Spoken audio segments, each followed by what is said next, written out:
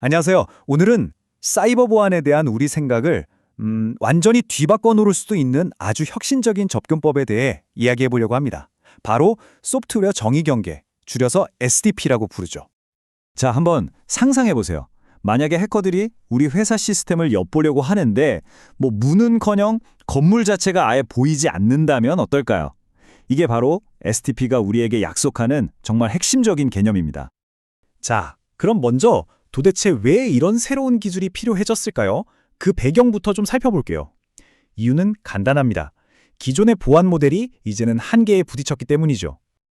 옛날의 보안은요, 진짜 딱 성과 해자 같았어요. 모든 중요한 자산은 성벽 안쪽에 딱 모아두고 바깥 세상과는 깊고 넓은 해자로 경계를 확실히 나눴죠. 그런데 지금은 어때요? 클라우드, 원격 근무가 너무나 당연해졌잖아요. 이제 우리 자원들은 여기저기 흩어져 있고 사실상 그 성벽이라는 개념 자체가 의미 없어진 세상에 든 겁니다. 맞아요. 기존 방식은 뭐냐면 일단 네트워크에 연결부터 시켜주고 나서 혹시 누구세요? 하고 물어보는 식이에요. 이건 마치 누구나 건물 문 앞까지 와서 막 문을 흔들어 보고 자물쇠도 한번 따보려고 시도할 수 있게 그냥 둬버리는 거랑 똑같아요. 당연히 불필요한 위협에 그대로 노출되는 거죠. 자, 그럼 이제 해결책으로 넘어가 보죠. 이 SDP라는 게요, 바로 이 생각의 순서를 그냥 완전히 180도 뒤집어 버립니다. SDP의 원칙은 정말 강력하면서도 또 어떻게 보면 아주 단순합니다. 바로 이거예요. 보이지 않으면 공격할 수 없다.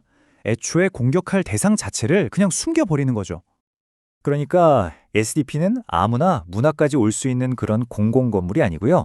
아주 엄격하게 초대받은 회원만 들어올 수 있는 비밀 클럽을 만드는 거예요. 초대장이 없으면 클럽이 어디에 있는지도 알 수가 없는 거죠. 자, 그럼 이제 좀 공식적인 정의를 살펴볼까요? SDP, 즉 소프트웨어 정의 경계라는 건 애플리케이션 인프라 자체를 외부에는 아예 보이지 않게 만들고 접근 권한이 확인된 사용자에게만 그 사람이 써야 할 자원과 딱 1대1로 안전하게 연결해주는 기술을 말합니다. 그리고 바로 이 지점이 SDP와 기존의 VPN 같은 기술들의 결정적인 차이점입니다. 일단 연결부터, 나중에 인증이 아니라 무조건 인증 먼저, 그 다음에 연결. 이 순서의 변화가 정말 모든 것을 바꿔놓습니다. 자, 그렇다면 이 비밀스러운 클럽은 대체 어떻게 돌아가는 걸까요? 그 기술적인 과정을 우리 같이 한번 따라가 보죠. 첫 번째 등장인물은 바로 SDP 컨트롤러입니다. 이 컨트롤러는 말하자면 클럽의 오너 같은 존재예요. 누가 우리 클럽 회원인지 명단을 쫙 관리하고 신원을 확인하고 모든 규칙을 정하는 그야말로 핵심 두뇌, 중앙통제센터 역할을 하는 거죠. 두 번째는 SDP 클라이언트, 바로 클럽 회원입니다. 이건 뭐냐면 사용자의 노트북이나 스마트폰 같은 기기를 말하는 건데요. 이 클라이언트는 클럽에 들어가려면 먼저 컨트롤러, 즉 오너에게 저 맞습니다 하고 자기 신원을 확실하게 증명해야 합니다. 그리고 마지막으로 SDP 게이트웨이가 있어요. 이건 바로 그 비밀 입구 역할을 합니다.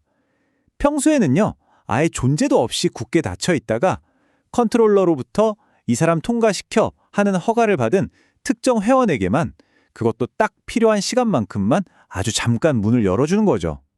자, 그럼 이 전체 과정이 어떻게 흘러가는지 볼까요? 총 4단계인데요. 첫째, 클라이언트, 즉 회원이 컨트롤러한테 저 들어가고 싶어요 하고 접속을 요청합니다. 그럼 두 번째로 컨트롤러가 이 사람이 진짜 회원인지, 쓰고 있는 기기는 안전한지, OAuth나 SAML 같은 기술들을 써서 아주 꼼꼼하게 신원을 확인해요. 자, 확인이 끝났다. 그러면 세 번째, 컨트롤러가 게이트웨이, 그 비밀 입구에다 어이, 이 회원이 곧 도착할 거니까 문 열어줄 준비해 하고 딱 지시를 내립니다. 그럼 마지막으로 회원과 그 비밀 입구 사이에 암호화된 전용 터널이 쫙 만들어지면서 비로소 안전한 접속이 이루어지는 겁니다. 간단하죠? 자, 이론은 이 정도로 하고요. 이제 이 기술이 실제 세상에서 어떻게 쓰이고 이게 왜 그렇게 중요한지 한번 들여다보겠습니다. 가장 대표적인 사용 사례는 바로 원격 근무 환경이에요. 기존의 VPN 써보신 분들은 아시겠지만 모든 데이터를 일단 회사 데이터 센터로 보냈다가 다시 내보내는 방식이라 좀 느리고 답답할 때가 많았잖아요. 그런데 SDP는 사용자에게 딱 필요한 애플리케이션에만 직접적인 보안 통로를 열어주니까 훨씬 빠르고 쾌적한 환경을 제공하는 거죠. 그리고 이 부분이 정말 재미있는 지점인데요. SDP는 서버 자체를 인터넷 세상에서 아예 보이지 않게 숨겨버려요. 그러니까 해커들이 공격할 목표물 자체를 찾지 못하게 만드는 겁니다. 사이버 보안에서 말하는 공격 표면이라는 걸 거의 제로에 가깝게 만들어버리는 거죠. 아니, 애초에 존재하는지도 모르는 서버를 어떻게 공격하겠어요. 그쵸? 요즘 기업들 보면 아마존, 구글, 마이크로소프트 여러 클라우드를 막 섞어서 쓰잖아요. 그러다 보니까 보안 관리가 정말 복잡해졌거든요. SNDP는 이렇게 흩어져 있는 모든 클라우드 자원에 대해서 하나의 일관된 보안 정책을 쫙 적용할 수 있게 해줍니다. 덕분에 이런 복잡한 하이브리드 환경을 아주 간단하면서도 강력하게 보호할 수 있게 되는 거죠. 이게 다가 아닙니다. SDP의 능력은 정말 무궁무진해요. 예를 들어 네트워크를 아주 잘게 쪼개서 혹시 한 곳이 해킹당해도 다른 곳으로 피해가 번지는 걸 막아주고요. 협력업체 직원에게는 딱 필요한 서버의 특정 폴더 하나에만 접근 권한을 줄 수도 있습니다. 이게 왜 가능하냐면 기존처럼 IP 주소로 통제하는 게 아니라 사용자 아이디를 기반으로 통제하기 때문에 훨씬 더 정교하고 세밀한 관리가 가능해지는 겁니다. 자, 이제 마지막으로 이 SDP를 제대로 이해하려면 꼭 알아야 할 더 큰 그림이 있습니다.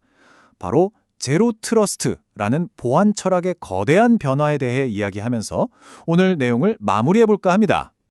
제로 트러스트, 말 그대로 아무것도 믿지 않는다는 원칙에서 시작하는 거예요.